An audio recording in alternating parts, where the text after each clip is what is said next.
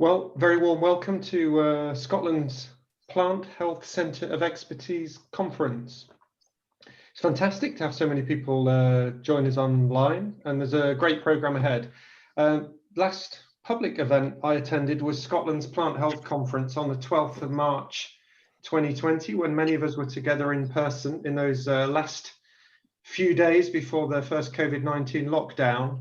And it's amazing to see just how much the world has changed since then. So this year, instead of the usual spring full day Scotland's Plant Health Conference, which is going to be convened when public gatherings are allowed, we're hosting this shorter online event to keep the plant health dialogue going. And the focus of today's events is updates from the Plant Health Centre of Expertise. So before we launch into the meeting, some brief domestic arrangements. Please use the Q&A box for questions for our speakers, and we'll get through as many of these as possible. The chat box can also be used if you've got more general comments rather than questions. And at the end of the talks and discussions, we'll share a link to an online poster session. And so please take time to look at some of the really interesting posters in the poster room. I'm afraid there's no virtual wine and nibbles offered with that, but some interesting posters. So you're going to hear from many of the people on screen during the event. But for now, we're all going to switch off our cameras, and I'm going to hand over to Scotland's Chief Plant Health Officer, Gerry Saddler, to open the meeting. Gerry. Okay, thanks, Pete, and welcome everybody. I'm delighted to be making, I'm delighted to be asked to make a few opening remarks for this online session. As you're probably well aware, the Plant Health Centre has achieved much since it was established in February 2018. And Ian Toth, the chair of the centre, will be speaking after me and will be signposting and highlighting some of the centre's notable recent achievements. Sadly, the challenges that we face in protecting Scotland's plant life come thick and fast, but equally, I think so do the opportunities for us as well. One thing is absolutely certain, that for the foreseeable future, change is very much on the horizon for us. And I'd just maybe like to list some of the examples really of change which we will confront over the months and years ahead. So first up, obviously, is that on the 1st of January of this year, the United Kingdom left the European Union.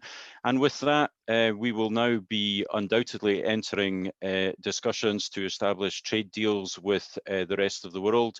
Clearly, with that comes opportunities, but also the element of risk as well. It's probably fair to say, and to be frank, our inspection regimes in terms of monitoring material coming into the country are still in a state of transition. But we are getting there in terms of establishing both the policy and also the procedures that we use to ensure that our borders are safe and that we can protect domestic plant life from the introduction of pests and diseases. And to some extent, one of the opportunities that we've taken from leaving the European Union is to tighten up our legislation, specifically for the bacterial pathogen Xylella. So undoubtedly, yes, there are elements of risk, but there are also opportunities as well. On top of that, I think it's probably fair to say that public opinion, or its appetite for risk, particularly with the use of pesticides, is beginning to change. And as a result of that, the portfolio of active ingredients that we can use to control pests and diseases is being reduced and restricted. And yes, undoubtedly that is presenting growers with productivity challenges, but equally is also pushing up the agenda our interest in integrated pest management and biocontrol. So with each pressure, also there are opportunities really for us to develop new ways of thinking and new procedures into the future. Similarly, it's fair to say that there's been a reassessment about our approach to new breeding techniques and new genetic techniques such as gene editing. The UK government recently concluded a consultation specifically within England, and as many of you may be aware, the European Commission published a study very recently, really specifically on gene editing techniques. So this is also a tool in our armory, which may at some stage in the future be more freely available or more easy to use, actually, both within the UK and also across the European Union as well. But I think looming above all of this is the government's targets in terms of meeting our meeting the challenge, really, of climate change.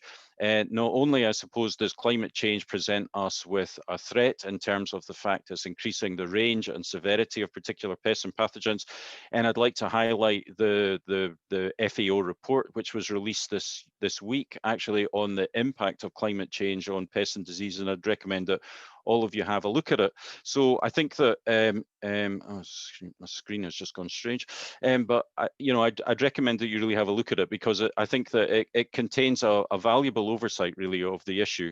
But I don't think we can also lose sight of some of the problems that have actually been with us for some time. So within Scotland, obviously, and within potato production, the challenge presented to us by potato cyst nematode is one which is increasingly growing in a forestry setting. Phytophthora ramorum on larch is something which we're struggling against as well. But then we also have to be vigilant, really, for some of the pests and diseases which are not here yet, but which may get here. And included in those are things like the emerald ash borer, and I've already mentioned Xylella as well. And it's fair to say that the Plant Health Centre plays an absolutely vital role in providing the evidence which allows the Scottish Government to shape its policies and control strategies going forward. So I'd like to sort of finish there and say that I'm very much looking forward to hearing this morning's sessions, to get an opportunity to allow the Plant Health Centre an opportunity to showcase its work. So I'd like to thank the organisers for asking me to say a few words at the beginning. I'm really looking forward to hopefully a stimulating and enjoyable morning. So I'm going to hand back to Pete now. So thanks again, and I really look forward to a great meeting ahead. Thank you. Thanks very much, Gerry, and great to get that introduction.